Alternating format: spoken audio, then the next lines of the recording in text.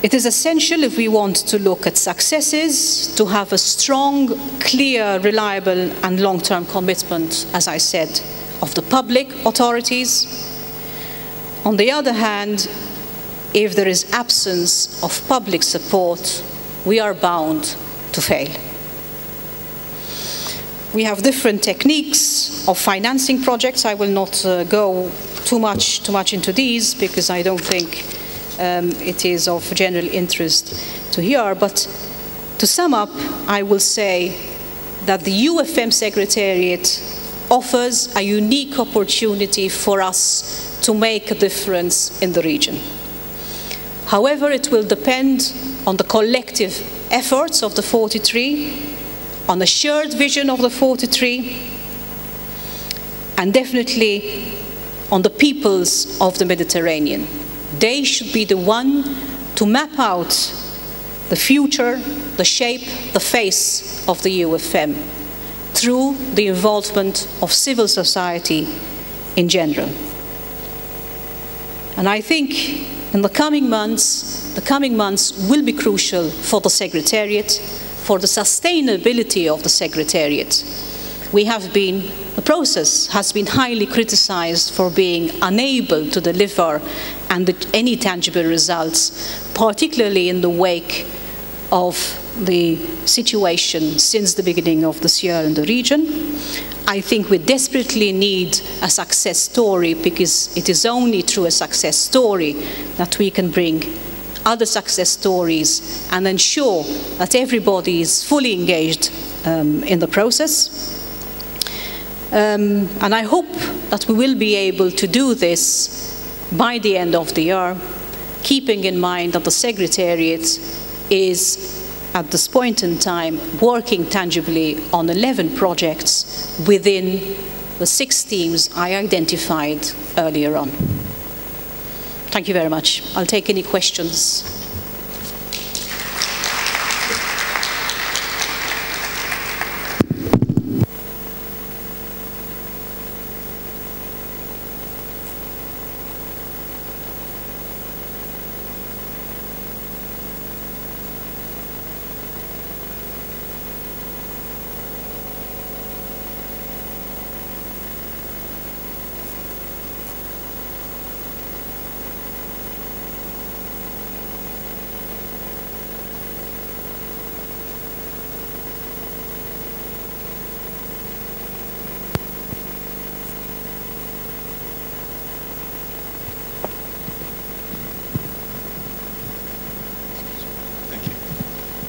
Yeah, JCI London.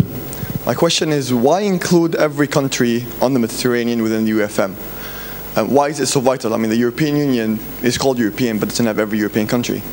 And the reason for my question is, if we know there are a few countries that are always in a state of war, and that is hindering the process or the move of the UFM forward, why can't we exclude them? I mean, I also want to mention a point that you say it was good for once that you had delegates from different countries sitting on one table that don't even have a peace treaty in between them. But we've already seen that in sports activities, for example, but that never resulted in any good conclusion. Maybe a reverse approach, which is excluding countries that are hindering the process from such economic growth, would have another pressure on them to kind of resolve issues. But really my main question is, why not exclude these countries and move on forward with the scheme? Thank you. Well, really, you know, I mean, I can't really explain why or how this decision was taken, because I was not party to the negotiations then. However, I am one of those who does believe, as I said earlier on, that I would rather have the opportunity to speak to people rather than to exclude people round the table. And I think experience has shown that in the long run, this does work. It might take time. Sometimes it takes a generation, because you need to get people with fresh mentalities, new mentalities. But I think the fact that we can work with the variable geometry would allow us to work very, very easily without, I hope, crashing into any of the political barriers. So although all the 43 are on the table, but projects can be taken forward by, say, 5 countries, 6 countries.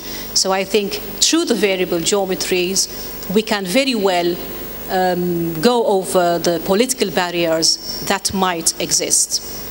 I have to say, however, saying this, that I have found that most countries are willing to cooperate, particularly on issues which relate to technical matters rather than political matters. Therefore, on the technical level, I think countries, particularly neighboring countries, do accept the fact and do understand that the only way to move forward is via cooperation. We haven't really submitted any one project as yet. We will be doing this right after summer for approval by the senior officials. So we will really have the test coming up in September. But I sense that we will be able to move forward using this variable geometry.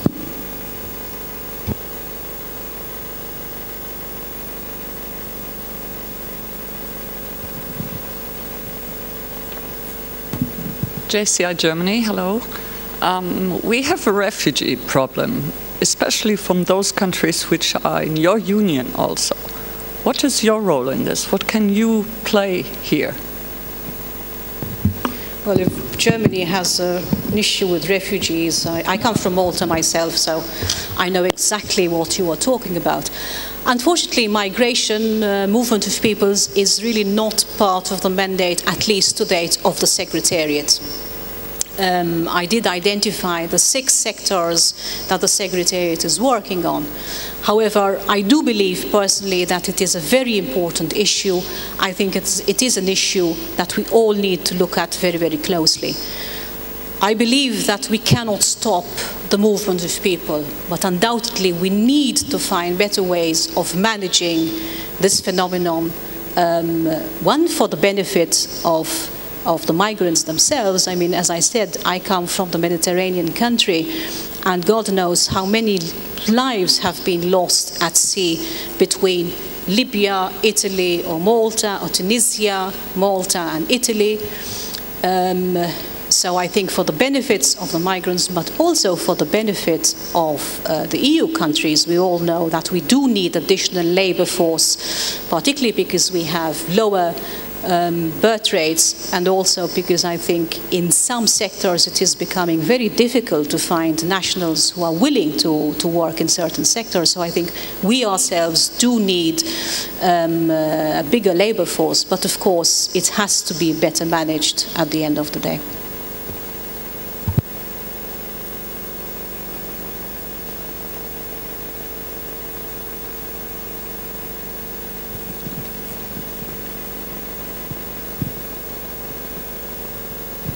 Thank you. Constant Barendrecht from the Netherlands. I have a question.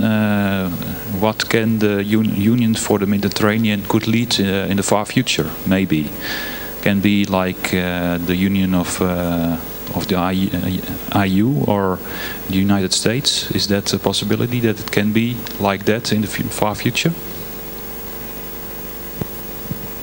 I don't think I understood your question. Do you mean expanding the membership of the? No, the development in the future for the Union. What can it be? What can it be to lead? What's your goal in the far future? Well, as I said, I actually come from the Secretariat of the UFM rather than the UFM process in general.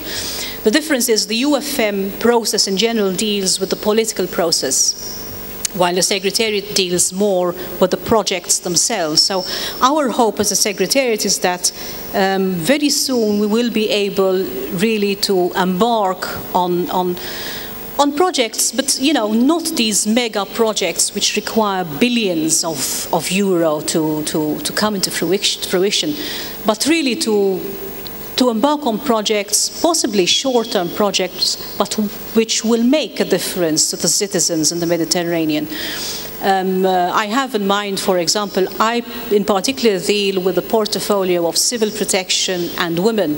And we are at the moment working on 2 or 3 projects focusing on women and the role of women in the region. I think we have to accept the fact that women have played such an important role in the revolutions that we have seen recently. So I hope that this is the role which we will be able to play. But of course, it also depends on the so many stakeholders that we have to work with, and not just with the Secretariat itself. The Secretariat, as I said, is still a newborn baby, and like anything else, it will take some time for us to take off. But I hope that by the end of the year, we can say we've taken off. I hope that we will find the necessary financing. I hope that bankers, financial institutions will have a renewed interest, a renewed, what should I say, experience, belief in the region, and will be in a position to finance these projects that we hope to have very soon.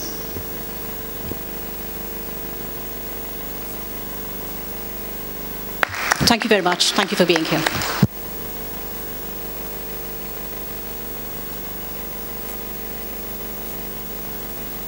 On behalf of JCI and on behalf of the European Conference, I would like to give a small token of our appreciation for your attendance here today.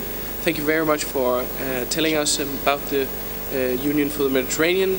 It has been very enlightening to hear about, and we look forward to continuing cooperation together with you. Thank you very much. Thank you. Thank you. Appreciate your invitation. Thank you.